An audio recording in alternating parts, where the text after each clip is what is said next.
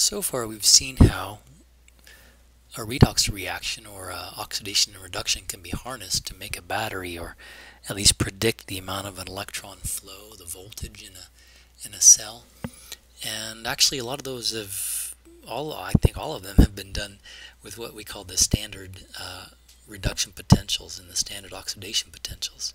And by standard we mean 1 molar solutions. But a lot of times they're in biological systems, and in the lab we don't use 1 molar concentrations. We use something other than that. And here's a way to calculate the cell potential adjustment for that. This E naught is the standard cell potential we've been calculating thus far, but with the Nernst equation we can do a little adjustment to that. We could make this more or less and make a non-standard cell potential with an adjustment something like this. RT is like it's like a thermal adjustment, so the temperature, the Kelvin temperature, larger makes this term larger. Faraday's constant and the number of electrons transferred is also important. But Q is the reaction quotient that we've seen for long ago with regards to the equilibrium law of mass action. We write Q like we write the equilibrium constant, except we're not applying it to an equilibrium situation. These are all the constants that you'll be, the constants and variables you kind of got to get a sense of how to use and such. You're given Faraday's constant, that's always, and we learned about the reaction quotient back in the chapters on equilibrium and the number of electrons transferred. We've been talking about that. Kelvin temperature, way back from Yonder Gen Chem 1, and gas constant in energy units. And this is the standard cell potential that we've been calculating. What is it? E reduction plus E of oxidation. And here's the new thing that we're trying to figure out. This means nothing until I see some examples. So, what? Hang on a second. Do I actually have a... Well, this seems like it's out of blue. I must have just picked it out of somewhere. What if... Yeah, what if? What if? No. Now I'm mistaken. It's been a long day. Let's rearrange some constants into like Kelvin temperature and the gas constant in energy units, and what is this? Oh yeah, long story. Okay, 2.303, and I put Faraday's constant in there as well. So substituting in some constants at room temperature, I find this equation similar to the one above, focusing on the number of electrons transferred if it's at room temperature and the reaction quotient, and how it adjusts the standard cell potential E naught. If I had a battery based on the copper 2 plus copper reduction, this is kind of a weird question, but trust me, I didn't type it up, but I figured I'd use it anyways as an example. There's just 1 electron being transferred if it's at room temperature.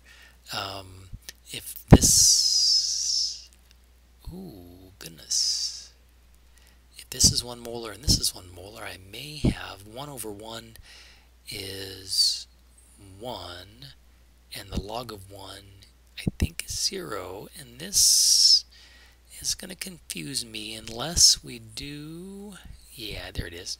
As I was saying, it's confusing because here's the deal.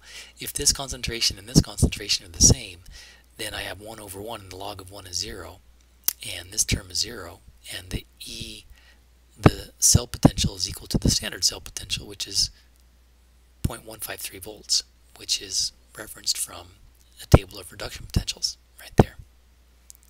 That's no fun. Let's do something different. What if my concentration of copper 1 plus was 3 times greater than the concentration of copper 2 plus? So this one is 3 times more than this one. By the way, what would Le Chatelier say about this thing? If this is 3 times bigger than this, I'm just guessing that if this is a whole lot more than this, it'll kind of force it backwards. And if it kind of forces it backwards, I'm going to guess it's going to kind of make that positive standard reduction potential not so great. And how do I say that another way?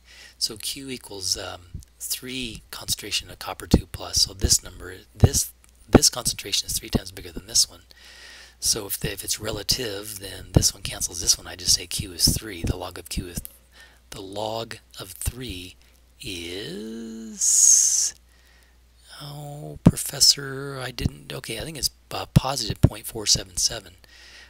Being positive, and this constant, this term here is positive. I'm have a positive 0.153 minus another positive, which probably brings it to be less positive.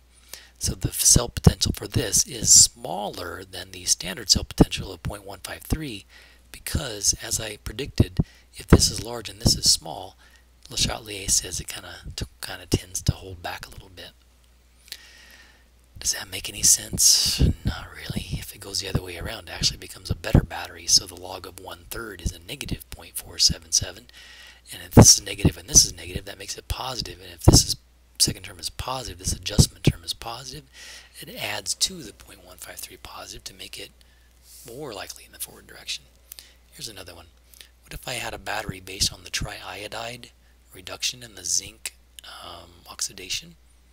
Oh, I have this as a demonstration, don't I? I'll show you in class. So here's the overall reaction, and the cell potential, the standard cell potential is 1.3, a positive 1.3 volts, so it kind of tends to want to go forward. Oops.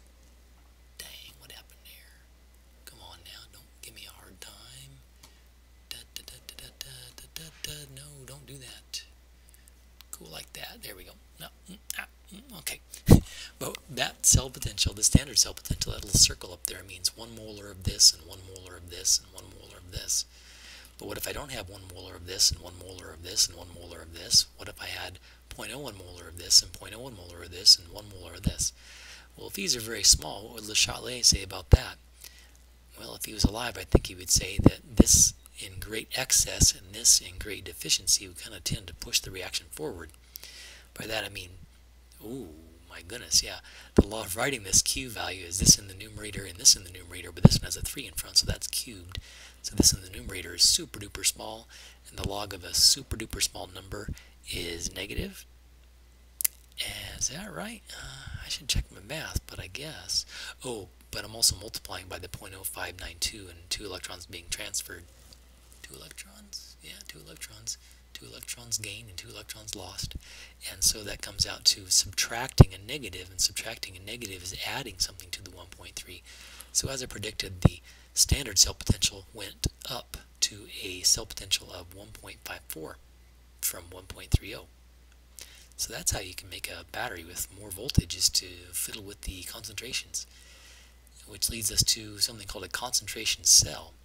If I had 2 half cells, over here a copper oxidation and over here a copper reduction, you wouldn't think that the metals being similar or the same, copper and copper, would allow any electricity to flow at all. And indeed it wouldn't if I had 1 molar solution over here and 1 molar solution over here. But as this little picture shows, if I had a 0.1 molar and a 1 molar, then it's called a concentration cell. So even though the cell potential, the standard cell potential of a copper changing electrons with copper wouldn't happen at all, it'd be a 0 standard cell potential, my Q is not equal to 1, and therefore I can actually get a flow of electrons from one chamber to the other. It's actually from the chamber that's more concentrated to the chamber that's less concentrated, if I'm thinking about that correctly. Or in other words, I always put the smaller concentration on top of my quotient number, and the larger concentration on the bottom. That way this term comes out to be negative. So this is a negative term. The log of 0.01 is negative 2 point something, I think. And yeah, right. And multiply times this, but I'm subtracting that negative term, comes out positive. So I get a positive cell potential from this seemingly silly. Seems silly. Why would you do such a thing? Have a battery made of the same metal? Well, there are reasons, but more interestingly, it actually happens in biosystems where I have a different concentration on one side of a membrane versus the other side, and I get a transfer of electrons in a sense, to also not only to transfer electrons, but to even out concentrations on either side. Here's an aluminum 3 plus half cell over here, and another aluminum 3 plus over here, a cell bridge in the middle. Have you seen this notation before? I think we've seen it. Have you introduced? I think we have. But check this out. This aluminum is 2 molar, and this aluminum ion concentration is 0.01 molar. So I'm pretty sure something's going to happen. I'm pretty sure this is going to grow up and this is going to shrink down. But in any case, my cell potential would be something like 0, because there's no natural tendency for aluminum and aluminum 3 plus and aluminum 3 plus to want to transfer electrons. But since the concentrations are different on one side of the salt bridge versus the other, I put the smaller concentration on the top and larger on the bottom, and that log term is negative. Negative times a negative is positive, and lo and behold, that nothing cell potential becomes something, and at least I generate a little bit of a voltage, a little bit of a difference in potential on either side of the cell membrane or salt bridge or whatever you want to say. Well, that's the basics, and we'll have to practice that some more. So thanks for watching, guys. See you soon enough.